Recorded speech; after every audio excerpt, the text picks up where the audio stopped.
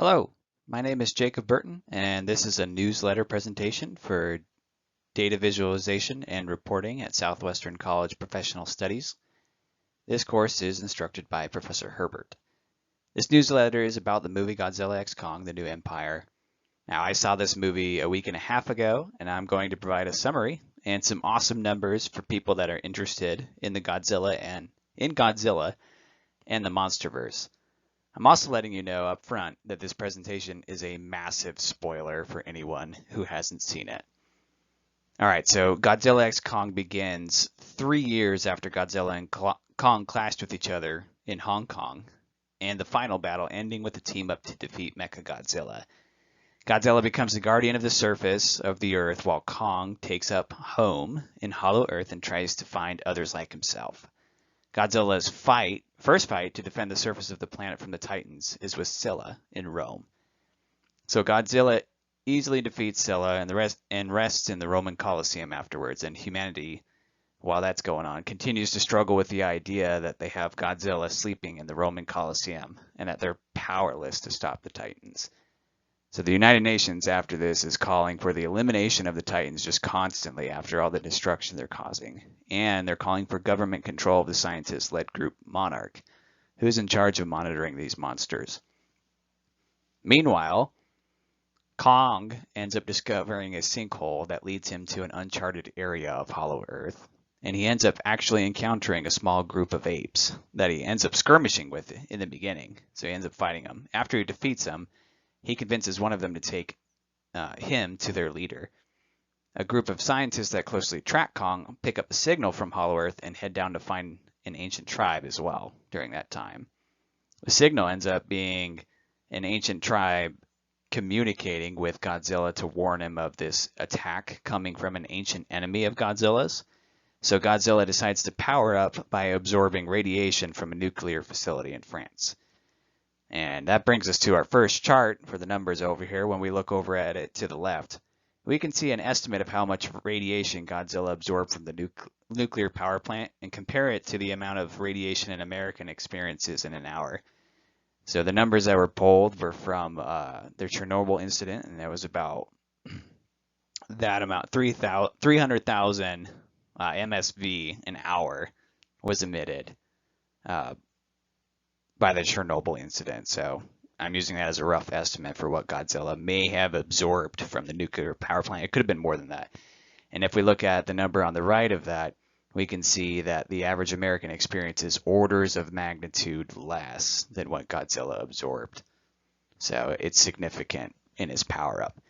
He also ends up traveling to the Arctic to fight another Titan called Tiamat. Her lair is there, and it's at the poles where most of the radiation from the sun is collected. So he goes there and he ends up winning her as well, and he enters a cocoon to power up for the upcoming fight. Now while that's going on, Kong and his new ape companion, they encounter the giant ape tribe, and Kong realizes that the apes there are actually more like slaves to their leader, Scar King. He ends up fighting Scar King and winning until Scar King unleashes Shimo, who ends up being this ancient Titan as well, another one that people aren't aware of. Kong barely escapes with the help of the ape that led him there, and his right arm ends up being rendered useless because Shimo hit him with an ice blast.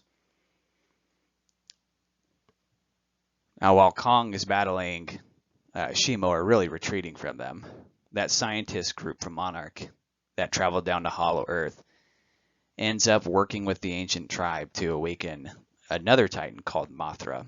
Mothra is supposed to have a good relationship with Godzilla, and they realize that they'll need Mothra's help to convince Godzilla to help him out and to convince Godzilla to not attack Kong while he comes down there to fight Scar King. Kong ends up getting healed, or he gets augmented with a golden gauntlet and travels to the surface and has use of his right arm again.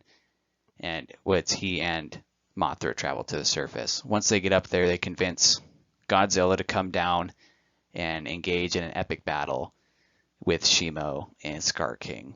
So Godzilla follows him down to Hollow Earth, and they start this massive final battle.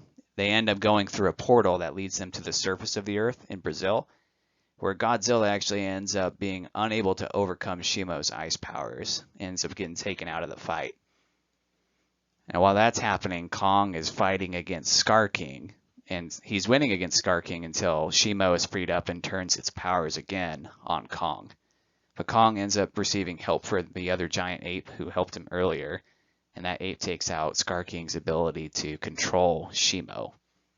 Shimo then turns on Scar King and freezes him before Kong smashes him to pieces.